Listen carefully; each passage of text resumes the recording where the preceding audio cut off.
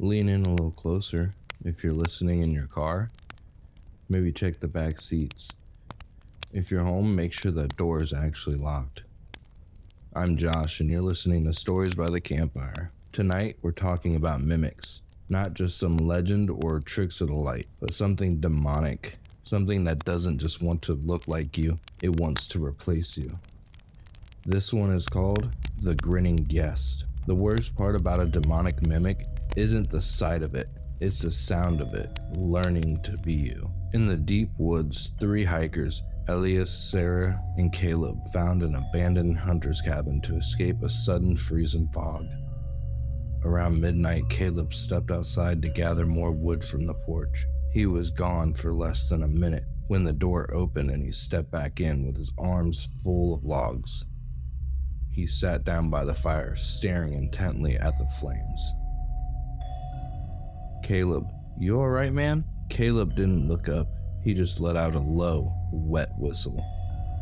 "Cold out there," he whispered. His voice was thick, like he was speaking through a mouthful of copper coins.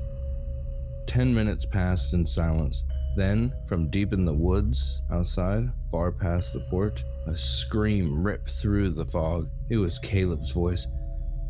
"Elias, Sarah, help me. It's got my legs, please." The Caleb sitting by the fire didn't flinch. He slowly turned his head. His neck didn't twist smoothly. It moved in short, mechanical clicks. As the firelight hit his face, Sarah gasped. Caleb's eyes weren't brown anymore. They were milky white, pulsing with thin black veins squirming under the cornea. The thing by the fire opened its mouth, rows of jagged yellow needles. "I'm right here," the creature croaked.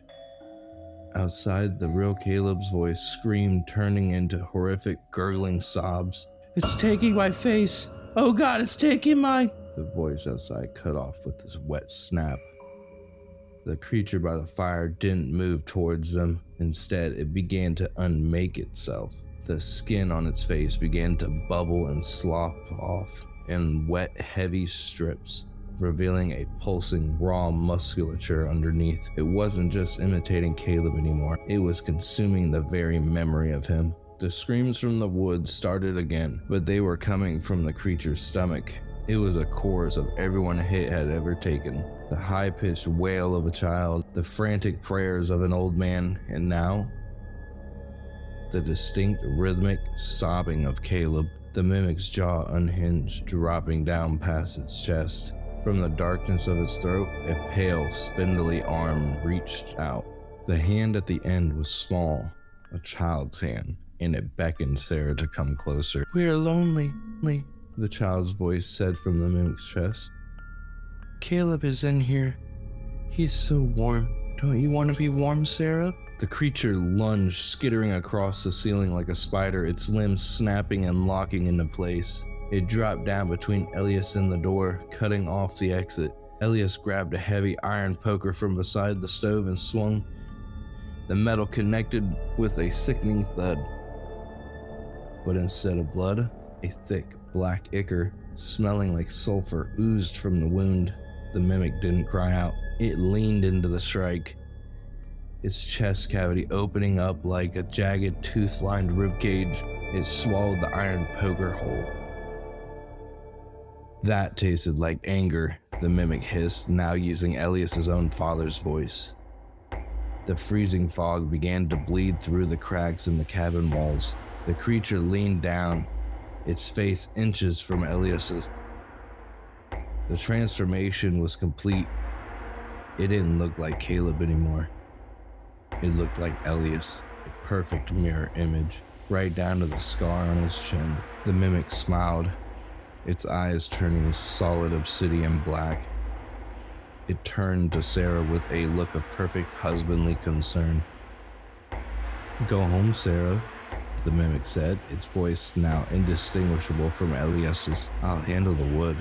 I'll be right in." As the real Elias felt his heart stop, he watched the Elias by the fire reach out to take Sarah's hand. He tried to scream, but no sound came out. The mimic had already stolen his voice.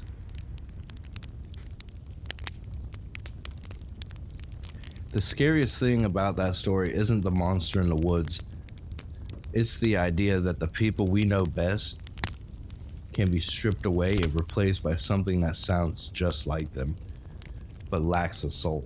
So next time you're out late and you hear a familiar voice calling your name from the shadows, maybe don't answer. You never know who or what is actually waiting for you. I'm Josh, and this has been Stories by the Campfire.